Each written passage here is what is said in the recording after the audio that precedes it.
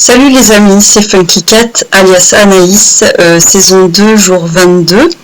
Et aujourd'hui, je voudrais vous tourner une vidéo pour vous parler de mon évolution par rapport au Funky Bad Days, le cycle de vidéos que j'ai commencé de vous partager il y a exactement 3 semaines.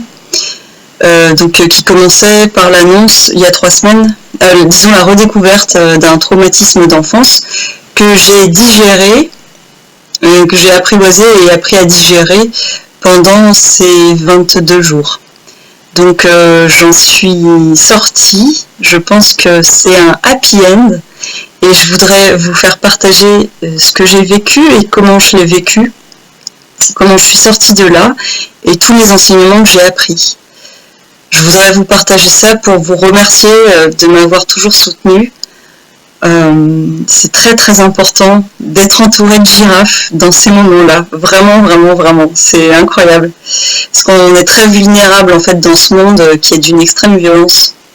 Mine de rien. Donc merci pour votre écoute. Merci pour les mots du cœur que vous avez partagés avec moi. Et je vous raconte tout ça parce que je sais que ça vous fait du bien aussi à vous dans vos processus de libération, de voir comment moi je me libère de mes chaînes. Voilà. Donc le programme de cette petite vidéo, que j'espère qu'il sera petite, j'ai pris des notes, une fois n'est pas coutume, et encore plus j'ai même noté le texte des trucs que je voulais vous dire pour être sûre de ne pas m'égarer. Voilà. Cette vidéo se divisera en 2 points. Premier point, merci. En quoi mon traumatisme a été un cadeau de la vie quelque part. Laissez-moi vous expliquer. Merci à la vie de m'apporter ce traumatisme en 1985. Nous sommes en 2015 et je vois à quel point ça a été salutaire. Lecture. Du haut de mes 4 ans, je me suis faite la promesse de ne jamais plus faire confiance aux gens. Malgré tous les inconvénients que cela engendre, tous les blocages qui m'ont entravée pendant ces années, je suis reconnaissante car cela m'a permis de me construire. J'ai été pétrie de peurs paralysantes, peur de la proximité, peur des amis, peur de l'amour. Le plus insupportable et déroutant, c'est que je ne comprenais pas ces peurs qui étaient totalement inconscientes. Alors, consciemment, j'ai mis en place des stratégies visant à me prouver que je ne suis pas une poule mouillée. Ainsi, pour ne pas avoir froid aux yeux tout le temps, je suis devenue, parfois, une tête brûlée.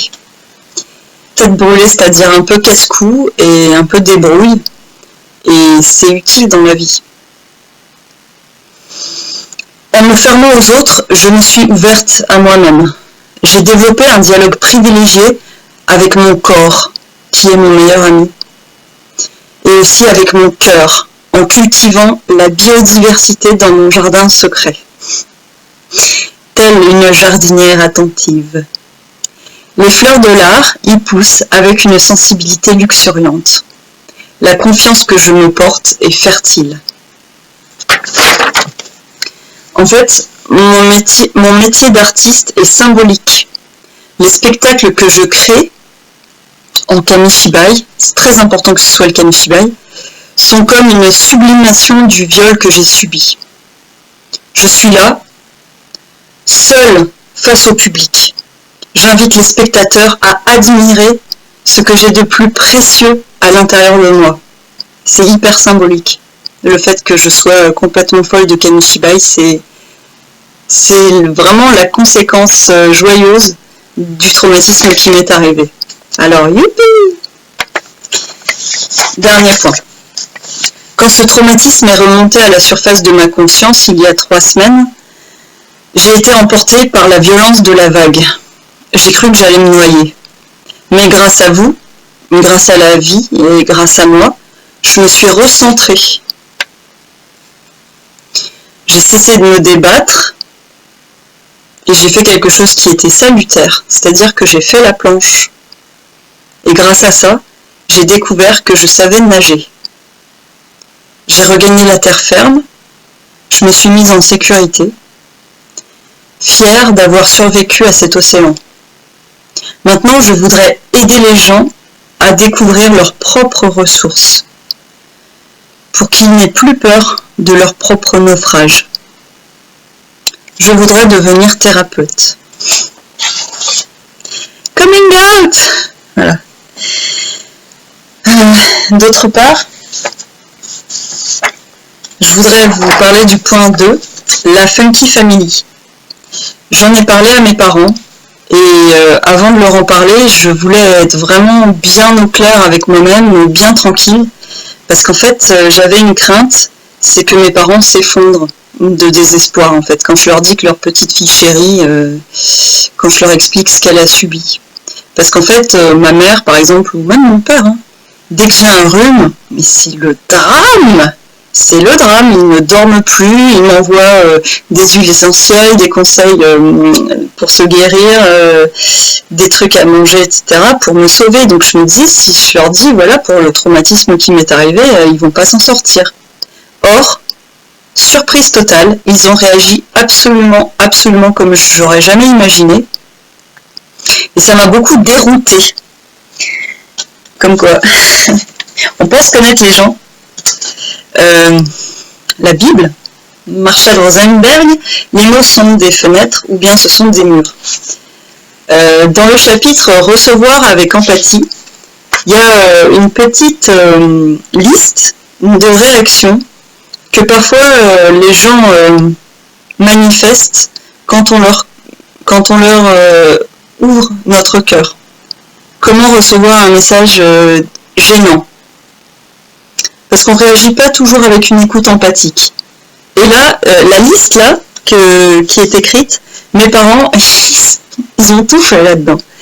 Genre, conseiller, je pense que tu devrais, pourquoi n'as-tu pas surenchérir? Oh, ce n'est rien, regarde-moi. Et voilà, et ma mère me raconte toutes ces histoires difficiles qu'elle a eues elle-même, à partir de mon histoire directe. Moraliser. Tu pourrais tirer parti de cette expérience si tu faisais ceci, si tu faisais cela. Consoler. Ce n'était pas ta faute, tu as fait de ton mieux. Dévier sur des anecdotes. Ça me rappelle l'époque où...